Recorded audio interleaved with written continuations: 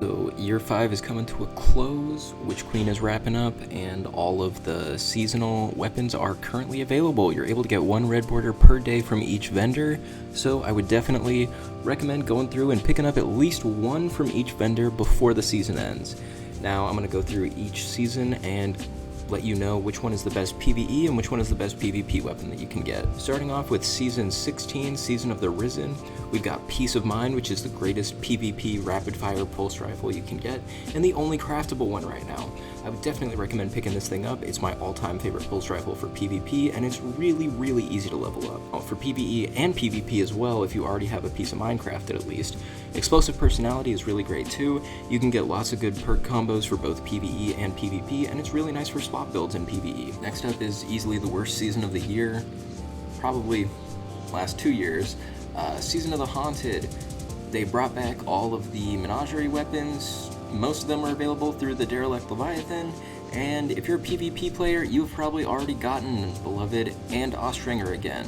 So if you haven't, make sure to pick up a Drang. It's honestly still really good even after the zoom nerf, and for PvE, Callus Mini Tool is a fucking no-brainer. You need to have this thing in your inventory before Lightfall. Now as far as the haunted weapons go, Hollow Denial is really good. It's going to shit on barrier champions with Radiant next season. You can get adaptive munitions and killing tally on it, which is a ton of fun. Great for PvE, also good in momentum control. But the heavy weapon that you want to get as well is Bump in the Night. I cannot recommend this enough. You really do want to have at least one of them on your team. You can get Demo and Chill Clip on there, and Chill Clip is going to provide a buff for everybody else on your team running rocket launchers. So the optimal setup for this would be 1 Bump in the Night with Chill Clip Demo, and then a Gallarhorn and 4 Hotheads. Now for PvP, you can get something like Tears of Contrition or Without Remorse. Without Remorse is not very good right now because it's a lightweight frame, and lightweights have kind of been shit on this season, but Tears of Contrition is very fun to use, and it works really well in this meta that we're in where everyone just sits and spawns and plays their life, which is pretty pathetic, but whatever. An honorable mention for this season would also be Nezarec's Whisper. It's a very fun glaive, and it can get Demo AJ, which is a really nice combo. Season of the Plundered was not much better than Season of the Haunted. It was an okay season, but we also didn't really get many PvP weapons from it. You can use No Reprieve, which is a very nice slug shotgun that can get Swashbuckler and Focus Fury, but honestly, it's completely outclassed by Heritage, so there isn't really any point in getting one if you already have Heritage. Plus, I've already made a video showing why Heritage is the best kinetic slug shotgun in the game, and nothing else is going to come close.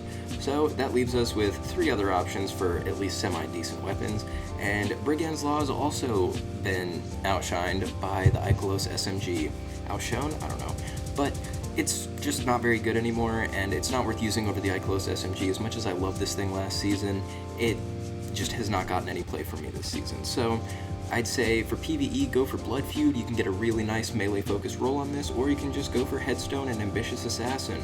But for the Tarnished Metal, you can actually use this in PvP, and it's really fun. Especially, I had a ton of fun with it during Iron Banner this season because you can pop stasis turrets with it, and then get Volt Shot procced and use that really easily to just tear through people. Now, this thing is also able to roll with explosive payload and shoot to loot, so that's something you may want to look out for as well. Now, the Seraph is easily the best season we have had all year, probably the best season we've had in the last 2 years. Chosen might be able to give it a run for its money, but this is still a really good season. We ended up getting the Ikelos weapons back, which is great. Unfortunately, the best one out of all the ones you can focus, though, is the Ikelos SMG for both PvE and PvP. For PvP, I've already made a video on what role you want to go for this. Same with PvE, actually, on the end of it, but this thing's really good for both. You do not want to sleep on it. Same deal as the Callus Mini Tool. It's good in both, and it's definitely the one weapon from this season you need to make sure you get. The Ikelos Sniper Rifle is a good contender for second place. Not very good for PvP because it's a rapid fire frame, so it's not very forgiving. But for PvE, it is pretty nice, and I would recommend picking one up if you don't have an energy rapid fire sniper, just in case they get a buff for DPS anytime soon. For PvE, you really want to get Fire and Forget.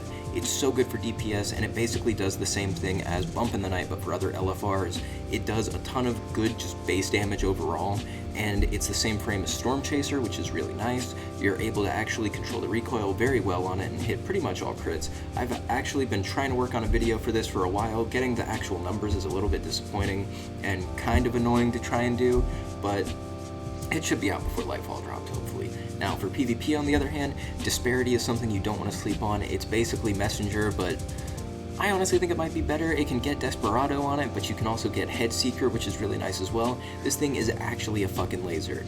It's so good. You feel like you can't miss when you're using this thing. Would definitely recommend picking it up.